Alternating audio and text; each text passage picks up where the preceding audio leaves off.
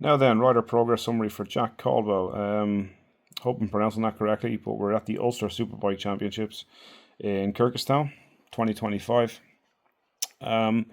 So Jack's been working on his braking markers pretty much all the way from qualifying right the way through to the race, and it does show. Basically, just in a nutshell, I just want to sort of show that like all of his peaks, if I scroll forward, they've moved significantly forward in lap distance. Here it's rounded off and uncertain, and now it's more deliberate. I'm going to drive up to a point and brake, and then likewise here again, I'm going to drive up to a point and brake, but you can see there's a peak there. Now it's more forward. I just want to highlight the good work that's been done here. It's in every single area. These three peaks, same. You're talking a half a meter a step there, but like this one as well, just a lot of stuff steadily bringing things forward. Just want to check what session's which for a sec. 2:45 p.m. is yellow, and that would be the second race, and then the blue one is the last race, green being qualifying. So tell you what we'll do, we'll get rid of, from qualifying, let's have a look at this for a sec. This is serious progress. We talked about this is pretty good. I'm going to zoom in on the map here. Initially Jack was braking halfway through the grass here, and we saw on a different rider Jordan Larkin was braking up here at the end of the curb. By the end of the race, in fact, Jack, with your accuracy, you've leveled it absolutely smack on at the end of that curb. So your clipping points are now bang on. I'm going to get rid of some laps off the screen here to clean things up. Now then, I just want to point out that for the entire last two sessions I've worked with the boys, Jordan and Christian, on the ZX636s, they have been Jordan particularly has been the reference for turn one. And every time Christian went out and did 5k more, Jordan did 5k more, and the gap has always been consistently between 12 and 15k. So Jordan being the reference, it was quite impressive what he was doing there. Just want to highlight that currently you are now the fastest in turn one, which is 86. You're 8k faster than that. I've now found a metric here where 8k seems to add up to an advantage gained in time of, if you look at the screen there, it's usually about 0.12, let it focus. Yeah, about 0.12 seconds by the time you've braked into turn two. Yeah, there it is there, 0.12 seconds, right? So the braking marker has to move forward into turn two to maintain that gap, because you literally lost it on the brakes. Back down to zero, no advantage. So without overreaching, let's have a look and see, can we see on the GPS where we should be braking? I think we discussed this trackside as well. Yeah, we did. So you're braking still about 3/4 of the way through the concrete, and the boys are braking just a pinch, maybe 2 or 3 bike lengths after, once the grass starts here on the left, right? So you need a new marker there for your braking. You're well able to do it as well, by the way. Jordan being the yellow lap.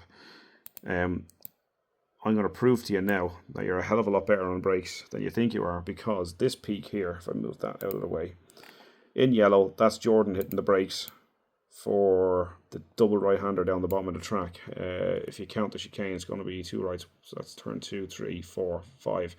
Turn 5, 6 down the bottom. You can see here Jordan's braking at 790 meters, right? You're braking later and harder at 797 meters, so like about 8 meters later. It's a decimal here of 9. About 8 meters later, and for the sake of it, holding better speed all the way through in there. So that's fantastic riding as well, by the way. That has given you a gap. So this late braking and those 2 higher apex speeds have brought you a time gap of nearly 0.3 seconds, right? And Jordan being in yellow then got a good punch out of that corner. So just be careful as well with your drive outs. Hit the throttle nice and aggressive. Jordan's very aggressive getting on the gas, and you can see he held an advantage all the way down the following straight into the chicane, right? However, Jordan's drive out has reduced the gap to 0.1, so you lost 0.2 on your exit. Perhaps the answer is a line. Let's just have a look at the boys, see where they're at. I'm going to have a look from here. I just want to zoom in just a slight bit, press play, see what happens here. Right, we're focused on the yellow bike catching you up by 0.2. So you see there your entry's good and strong, your second apex is strong, you open up a gap. He just pulls you back. Right, so nothing much you can do about that. Judging by the GPS here, it looks like he's bulking on the gas equally as hard. So maybe perhaps, Jordan was very short geared. That's what it is. I think he had something like a 47 rear sprocket. So that might have something to do with that. Yeah, so you brake later into the chicane, which is appropriate. It's just marginally later. You can see there, it's roughly that. But that's appropriate because you're going in just a touch lower velocity. You know, your chicane's quite strong too. Just got to give you that props there, that you are able to carry that 91k for 83 through the chicane. And then let's see what happens here. Got to come back into distance base. Sorry, just do that. Yeah, so what were we saying? Yeah, Jordan pulled in 0.2 here in time, and then he maintained it. And then just that chicane there, Jordan hadn't got the apex speed of you, and then you opened up about 0.1 of a gap again. So you're now back at 0.3 seconds advantage. That's because Jordan blew the chicane here and you did a tidy job on it. So what I want to do is, once again, just play this through the chicane and see how he's getting on. Jordan's going to catch you now in yellow. Right, we're going through the chicane.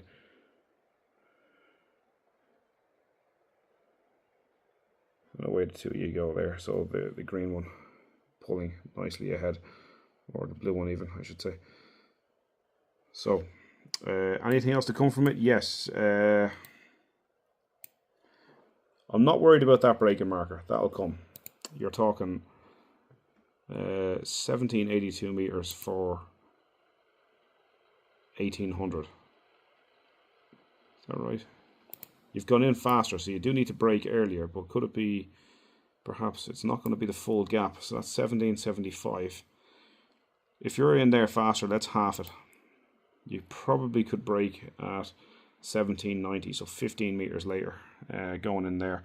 But you can see that you had a constant deficit in your GPS speed all the way in there. And the last thing I'll say is that for the last corner, definitely need to work on your entry and mid-corner speed in here. We need something else. So I think this corner is definitely something to work on. You can see there on the GPS, it starts from the exit of the chicane with Jordan, but then he's very strong in the last hairpin.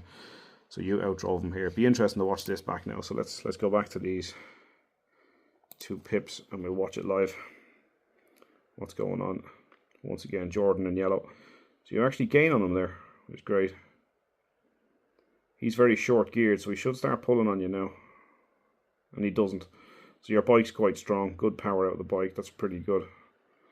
You're in tight. He holds savage speed. Yeah, and you're out tight. And he rolls through the corner. So it's very obvious then what you need to do to make a correction on that. And then he's come around nearly level to the line. So that's... well, actually, that's nothing. That's not all. Just want to check two things then before we go. This was meant to be a short one. I'm not going to talk about coasting. You're not doing much. Turn 1 is a coast. It's a big one, but you're the fastest guy in there, so I ain't going to comment. No problems. Going to get rid of Jordan's lap for a sec, just to do this properly. Your braking's nice and clean. Good strong brake, good strong brake, good strong brake consistently. Double brake here. Just want to double check where that is. Is it acceptable? Perhaps not. So even though you were the strongest man on the brakes down there, yeah, if I go back to my braking channel, you got a double brake on the way in. Right, so you just got to be careful. try not to pump the brakes. So work on that braking marker, even brake softer for longer. And then when you open the gas, make sure you can keep it open. Yeah. Try not to get the bike to jerk when you're on the power. You know, the kind of way. Keep it nice and smooth. So just a quick one. Your engine brake into 1. Negative 0.4 G. I believe that's the least out of everybody. You can watch their other videos on YouTube. Turn 2 braking. You're at negative 0.98. I know Jordan's at negative 1.1, right? However, you're consistent. Again, negative 1, right? Into the chicane, nearly none, right? Negative 0.7 G. Just make sure that is the chicane. It is, right? That could be harder braking. If you can do negative 1 G everywhere else, you should be able to do it there too. Alright. And we have negative 0.12 G there on the last part of the track into the last hairpin. That's pretty good. That's actually the strongest braking I've seen out of anybody. So the brakes are working. Everyone else is at negative 1.1 G there in terms of Jordan and Christian. So you're actually the strongest braker out of everybody. That number can migrate north to about minus 1.35 quite safely. I've seen novice track day riders hit that number. The maximum I've ever seen out of a BMW 1000RR was about negative 1.52, I think, something in that order anyway. So just something to keep an eye on. The last check I want to do, just for props, is lean angles. We'll rattle through this really quickly. So negative 47 degrees in the first left. Through turn 2 here. Sorry if the camera's unstable. I'm looking at the screen ahead of the phone. 50 degrees through turn 2. 34 on the left hand chicane, 1. 54.3 degrees on the first of the right handers, down the back. It's a double right hander. You can see there you've held on to 54 degrees of lean all the way. That's good. First part of the chicane, 50 degrees, right? Second part of the chicane is 50 degrees, and then your hairpin down the back. You can see there, something like 48 degrees. Everyone else's stuff is up on YouTube as well. Go and have a look at their values. Nice to compare. It's a bit beyond the scope of this video, but they're your specific values. So good work on everything you did. Very good improvement. Massive leap forward in confidence, all of it. So that's all from me. This is Crossover Motorsports. Just working on a round of racing with a group of good riders here that are battling it out in the pro class. So there'll be more to come soon. Thanks for watching. Bye bye.